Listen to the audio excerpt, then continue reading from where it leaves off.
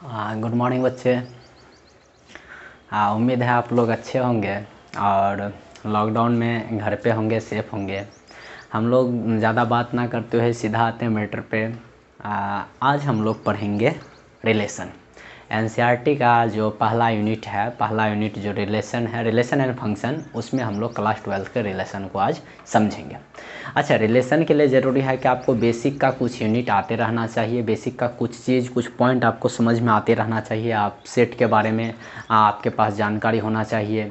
उसके बाद आपके पास ऑर्डरेड पेयर का समझ होना चाहिए और कार्टेशियन प्रोडक्ट का। जनरली हम लोग जो है स्टार्ट करेंगे, थोड़ा सा बेसिक पॉइंट समझाते हुए हम लोग आगे चलेंगे, ठीक है। तो रेडी हैं आप? चलो, देखो रिलेशंस में फर्स्ट जो पॉइंट हम लोग को अभी समझना, वो समझना है Cartesian product of set A and B ना।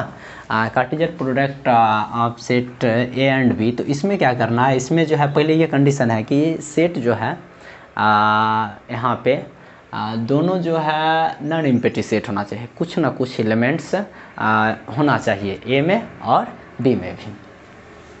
तो यहाँ पे देखिएगा, यहाँ पे जैसे ले लिए कार्टेशियन प्रोडक्ट को, ये जो कार्टेशियन प्रोडक्ट है इसको हम लोग लिख सकते हैं ए क्रॉस बी, राइट। ए क्रॉस बी में क्या है, जो एलिमेंट्स आएगा ए कोमा बी के रूप में आएगा, such that A belongs to A and ये बी बिलोंग्स टू बी, ठीक है। ऑर्डरेड पेयर में जो एलिमेंट्स आएगा ए क्रॉस बी में, वो ऑर्डरेड पेयर के रूप में आएगा ए कोमा बी के रूप में, और फर्स्ट एलिमेंट्स फर्स्ट सेट से बिलोंग्स करेगा and second elements second set से बिलोंग्स करेगा, ठीक है।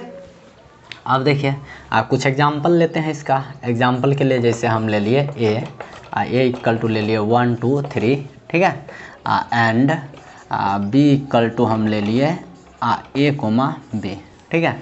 अब दे दिए ए क्रॉस बी, कार्टेशियन प्रोडक्ट करना है, तो ए का कितना है 1 2 3 क्रॉस बी का दिया है ए बी, राइट। अब क्या बताएं, जो कार्टेशियन प्रोडक्ट होता है उसमें क्या आएगा, जो एलिमेंट्स आएगा वो ऑर्डरेड पेयर के फॉर्म में आएगा। ऑर्डरेड पेयर में क्या होगा, फर्स्ट एलिमेंट्स फर्स्ट सेट से बिलोंग्स करेगा and second element second set से बिलोंग्स करेगा। तो इस बेस पे 1 कोमा ए होना है, 1 कोमा ए, फिर कितना होना है 1 कोमा बी, राइट। और फिर 2 से होना है तो कितना हो जाएगा 2 कोमा ए और 2 कोमा बी, और फिर होना है 3 कोमा ए और 3 कोमा बी। बस हो गया कंप्लीट। देखिए, ऑर्डरेड पेयर के रूप में जो भी एलिमेंट आया वो ऑर्डरेड पेयर के रूप में आया। यहाँ सबसे बड़ा बात ये भी समझना है, ये जो ए क्रॉस बी हुआ ना, ये भी एक सेट ही है। क्या?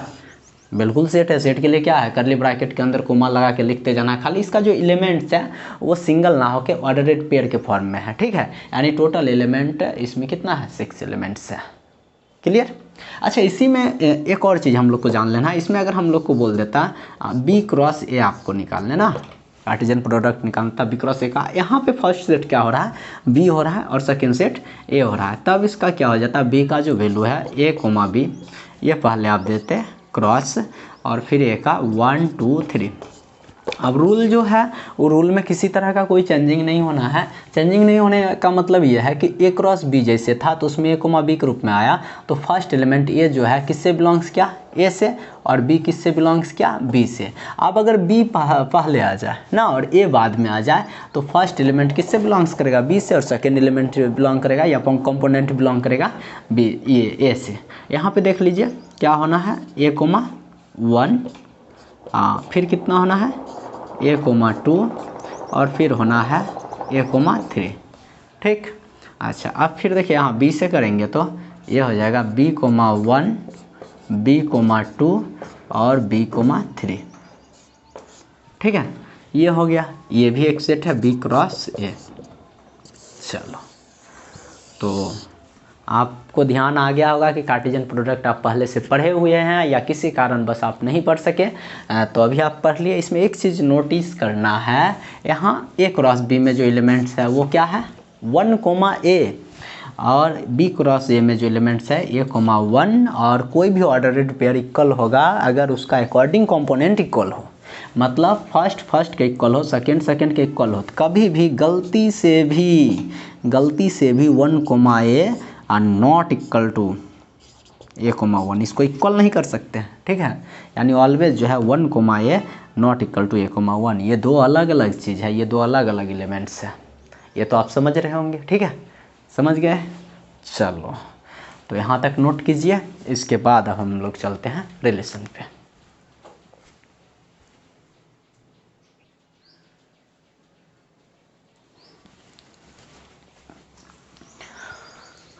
देखिए अब आगे हम लोग को समझना है जो पूरा मैटर वो समझना है संबंध। संबंध क्या है इसके बारे में हम लोग को जानना है, ठीक है। कार्टेशियन प्रोडक्ट आप लोग समझ गए हैं। अब देखिए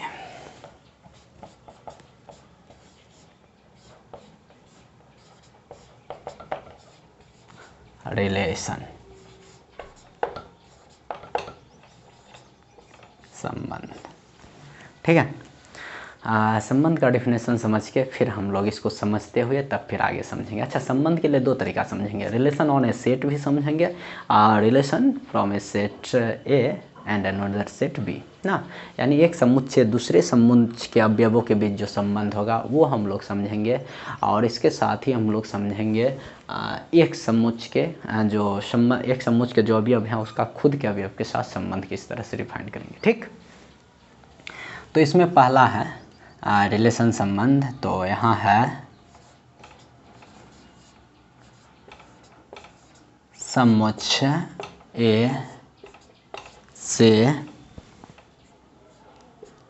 बी में आर एक संबंध कहलाता है।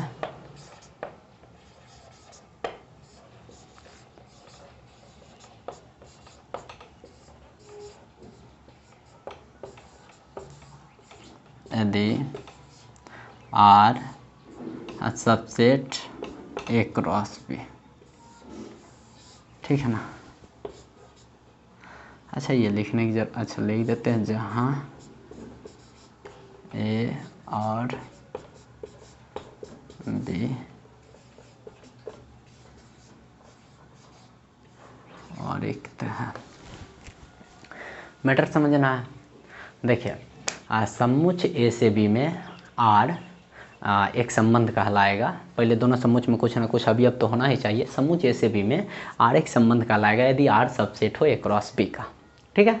समझिए सबसेट तो आप 11th में पढ़े हैं। उपसमुच्चय के बारे में आप जान रहे हैं कि आर जो है ए क्रॉस बी का यानी कार्टेशियन प्रोडक्ट का उपसमुच्चय होगा, यानी आर में जो एलिमेंट्स होगा वो किससे बिलोंग्स करना चाहिए, ए क्रॉस बी से भी बिलोंग्स करना चाहिए।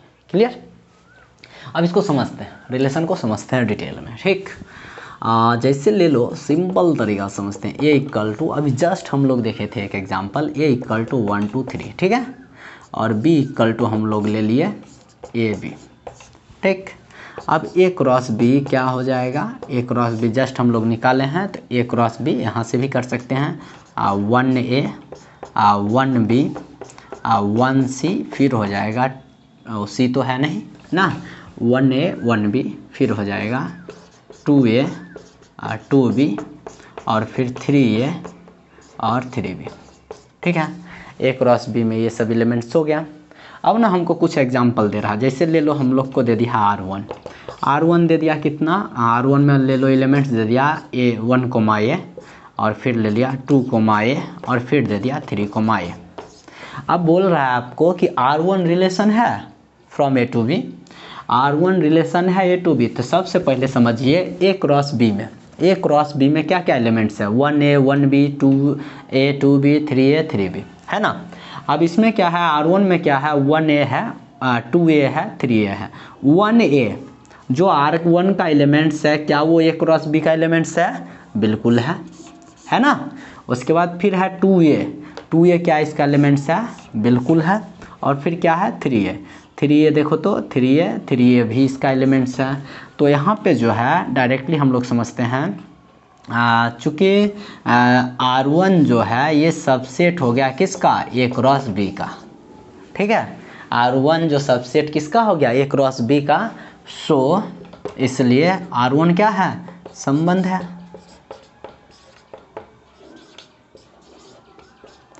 उम्मीद है आप समझ रहे होंगे, ठीक है। और एक दो एग्जांपल समझते हैं, फिर ना आपको एक R2 दे दिया है, R2 दे दिया, आप ले लो 1, और फिर दे दिया आपको 1, B, और फिर दे दिया है A, 2, और फिर दे दिया है 3, B। ठीक है, ऐसा इसमें दे दिया है। अब बस आपको देखना क्या है या फिर करना क्या है, आपको बस ये देखना है कि R2 का जो एलिमेंट्स है वो A क्रॉस B का भी एलिमेंट्स है या नहीं। अगर R2 में जो भी एलिमेंट्स है टोटल का टोटल A क्रॉस B का भी एक एलिमेंट्स है तो कन्फर्म है R2 सबसेट हो जाएगा A क्रॉस B का, और जैसे ही R2 सबसेट हो जाएगा A क्रॉस B का तो कन्फर्म है R2 रिलेशन हो जाएगा। ठीक है, तो समझते हैं 1, A है, 1, B है, A, 2 ये देख लो, A, 2 यहाँ है क्या 2, A, और आपको अभी जस्ट आपको बताए कि ये दोनों अलग अलग चीज़ है। 1A या फिर A1 ये दो अलग अलग चीज़ है, ये इक्वल नहीं है। तो इस बेस पे A, 2 और 2, A ये तो A, 2 एक एलिमेंट्स नहीं है A क्रॉस B का, A, 2 एक एलिमेंट्स नहीं है A क्रॉस B का। A क्रॉस B का एलिमेंट्स है 2, 1, 2, A, 2 नहीं, 2, A क्रॉस B का एलिमेंट्स है, A, 2 उसका एलिमेंट्स नहीं है। इसीलिए लिखेंगे चूँकि R2 does not subset A cross B, so R2 क्या नहीं है, R2 संबंध नहीं है। ठीक है, समझ गए। चलिए अब इसको नोट कीजिए, फिर हम लोग आगे बढ़ते हैं।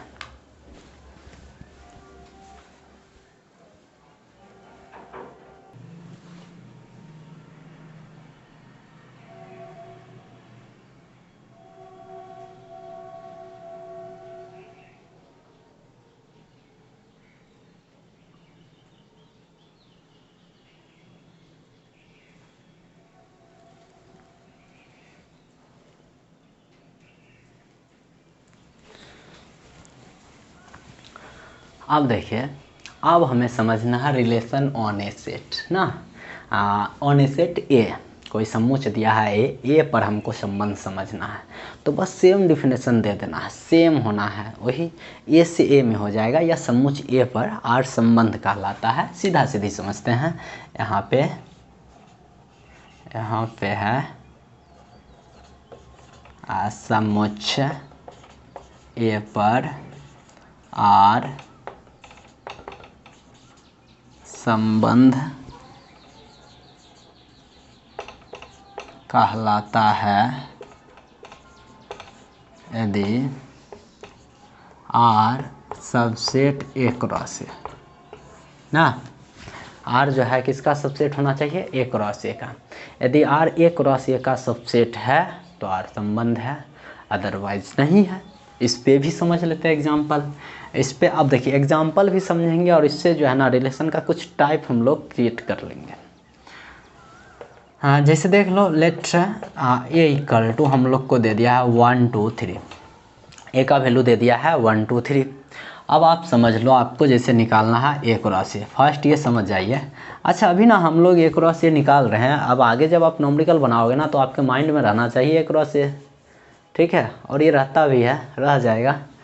A क्रॉस A है तो क्या करोगे 1, 2, 3 ये दे देना है क्रॉस, फिर कितना 1, 2, 3। ठीक है, अब देखो 1 से 1 में होना है ना, 1, 1, 1, 2, 1, 3, 1 से तीनों डाटा में कर लिए, और फिर देखो 2 से करो वैसे ही सिमिलरली 2, 1 होगा, फिर 2, 2 और 2, 3। ठीक है, और फिर कर लेना है 3 से, कितना हो जाएगा 3, 1, 3, 2 और 3, 3। यानी ये जो हो गया, ये A क्रॉस A का जो एलिमेंट्स है वो 9 एलिमेंट्स इसमें आ गया, 9 अवयव इसमें है। आप सोचिए क्या बताए, रिलेशन का परिभाषा क्या है, R subset A cross A। Simple सा बात है भाई, मतलब आर में जो एलिमेंट्स आएगा वो A क्रॉस A का भी एक एलिमेंट्स होना है। ठीक है, अगर A क्रॉस A का एक एलिमेंट्स नहीं होता है तो आर संबंध नहीं होता। अच्छा, एक कंडीशन होता है, आपको ये भी ध्यान में रखना है कि जो इम्प्योरिटी सेट जो होता था वो सबसेट होता था ऑल सेट्स का, यानी जो रिक्त समूच होता है वो सभी समूच का उपसमूच होता है। ठीक है, तो ये तो R जो है ना, R ध्यान रखना है। अगर हम इस बात पे चलते हैं कि रिक्त समूच सभी समूच का उपसमूच होता है तो R रिक्त भी हो सकता है। कंडीशन समझ में आ रहा है। बस ये देखना है कि आर में जो एलिमेंट्स आया, नया आया तो कोई बात नहीं, आर में जो एलिमेंट्स आया वो ए क्रॉस ए का भी एक एलिमेंट्स होना है। ठीक है, अब देखो यहाँ पे कुछ एग्जाम्पल देख लेते हैं। एग्जाम्पल के लिए हम लेते हैं R1। ठीक, R1 ले लिए। R1 में हम एलिमेंट्स दे दिए क्या कहते हैं 1,1 1,2। सिंपल बात समझते हैं, 1,1 1,2। देखो 1,1 1,1 है ना, एक क्रॉस एक है 1,2 है ना, 1,2 भी है, तो सीधा सीधे ये क्या है, रिलेशन है।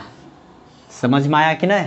अब आप वो ना लिखना है इतना डिटेल में कि बिकॉज R1 सबसेट क्रॉस से सो R1 is a relation on set, इतना चीज़ लिखने की ज़रूरत नहीं है। बस आपको समझ में आ रहा है, ये बड़ी बात है, आप समझ जाओ बस हो गया।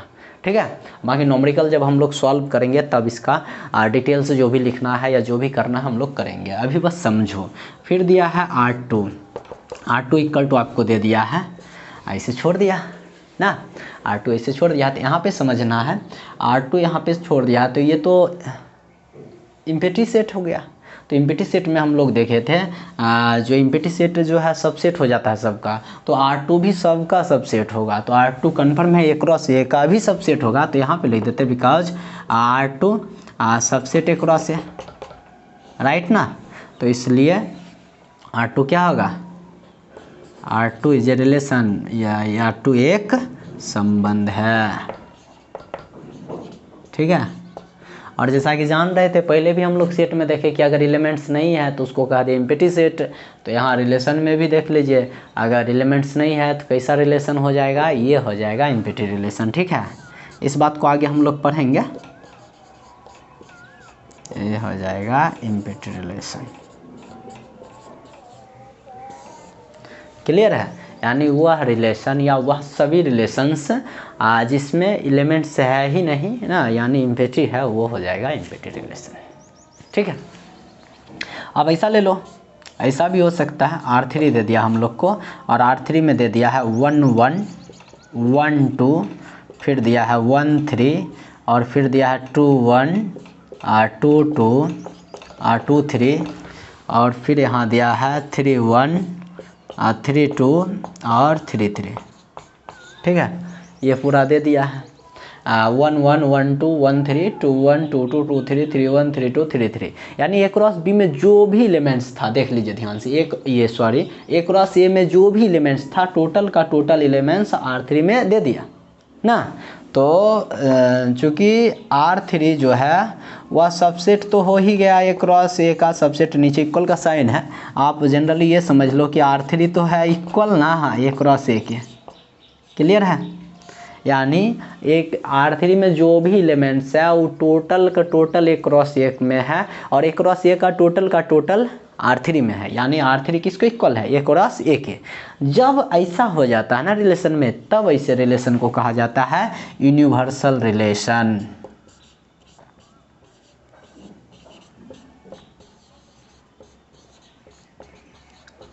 ठीक है, यानी सार्वत्रिक संबंध।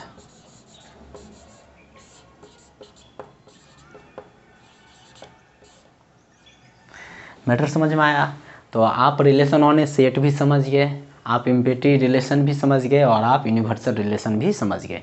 इम्पिटी रिलेशन क्या है, रिलेशन में जब मतलब ये समझ लीजिए इम्पिटी रिलेशन के लिए जैसे ए कोमा ए है ना, ए कोमा ए है तो ये खुद से खुद में संबंधित भी है। 1,2 है तो एक क्या किससे संबंधित है, 2 से संबंधित है, लेकिन यहाँ पे कोई एलिमेंटे नहीं है, यानी ए क्रॉस ए का कोई भी एलिमेंट्स दूसरे से रिलेटेड नहीं है। इस अवस्था में रिलेशन क्या रहता है, खाली रह जाता है, तब ये होता है इम्पिटी रिलेशन। अब तो हम जब उसका स्पेशल टाइप्स पे अब चलेंगे, जब इसका टाइप पढ़ेंगे तब उसमें इसका डिटेल से और डिटेल से एग्जाम्पल को हम लोग समझेंगे। ठीक है, चलिए यहाँ तक पहले आपको समझ में आ गया होगा, आप समझ गए होंगे रिलेशन ऑन ए सेट कैसे होता है, और रिलेशन फ्रॉम सेट ए और ऑन अनदर सेट बी में भी आप समझ चुके हैं। ठीक है, यहाँ तक लिखिए, और उम्मीद है हम कोशिश कर रहे हैं जो बेहतर तरीक़ा से दे सके। बट अभी जो है ना शुरू में हम लोग का थोड़ा सा कंफर्टेबल नहीं है, कोशिश करेंगे हो जाएंगे। आप भी देखिए, आप भी धीरे धीरे क्लास वाला फील लीजिएगा, निश्चित तौर पे लिखिए, आगे तो बढ़ेंगे, रुकना नहीं है।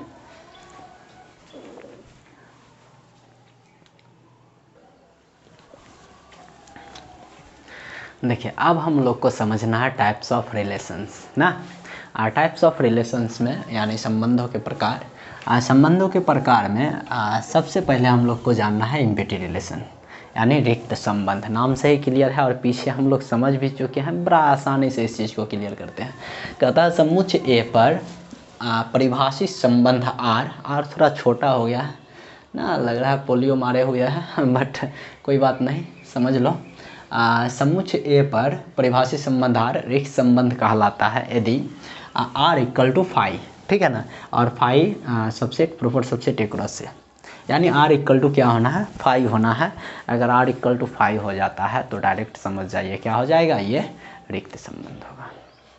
अब आपको एक दो एग्जाम्पल बताते हैं जिससे आप पूरा क्लियर कर लो। रोस्टर फॉर्म में भी बताएंगे और आपको बताएंगे सेट बिल्डर फॉर्म में भी, ठीक है। चलो सबसे पहले एक सेट ले लो। माना कि ए बराबर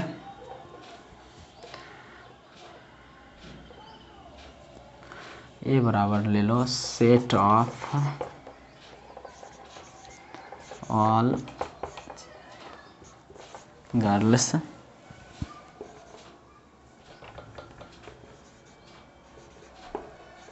इन ए कॉलेज, ठीक है, दे दिया है equal to set of all girls in a college. ये जो है समुच्चय है, पहले समझ जाइए। और इसमें क्या है, इस समुच्चय में जो है ना, ये सभी लड़कियों का समुच्चय है, किसी कॉलेज के सभी लड़कियों का समुच्चय है। यहाँ तक समझ गए, ठीक। आप सभी लड़की मतलब क्या, जो भी उसमें पढ़ रहे होंगे, एक लड़की दूसरी लड़की तीसरा चौथा पाँचवा छठा, इससे बहुत सारे लड़कियों का समुच्चय है। जैसे मान लो, अरे भाई ये समझ लो इक्वल टू 1 2 3 दिए ना, यही 1 1 से 1 2 1 2 ऐसे करके बस इसमें ही वही आ गया, 1 2 3 की जगह लड़कियां आ गई, सिंपल बात है। अब इस पे आपको एक रिलेशन दिया है, डिफाइन दिया है। रिलेशन क्या कह रहा है देख लीजिए। कह रहा है ए कोमा बी सच डैट, ए भी लड़की है बी भी लड़की, ये क्लियर है। कह रहा है ए बी का भाई है, ठीक है, मैटर समझिएगा, ए बी का भाई है, ठीक, clear.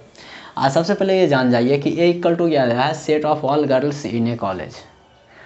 Set of all girls in a college दिया है, तो इसमें समझ जाएगा उस कॉलेज में जो भी बच्चे हो उससे हमको मतलब नहीं है, जो हमको समुच्चय दिया है उस समुच्चय में केवल लड़कियां हैं, ठीक है, समझ रहे हो ना, समुच्चय में केवल लड़कियां हैं। अब कह रहा है कि किसी दो लड़कियों के बीच रिलेशन दिया है, ए और बी दो लड़की, कोई भी दो लड़की है, कह रहा है ये बी का भाई है। अब आप खुद सोच सकते हो, क्या कोई भी दो लड़की एक दूसरे का भाई हो सकता है क्या, नहीं हो सकता ना, पॉसिबल ही नहीं है। तो यहाँ पे लिख देंगे हम लोग, तब इसके सॉल्यूशन में चूँकि हम जानते हैं और आप भी जान रहे होंगे, हम जानते हैं कि कोई भी दो लड़कियां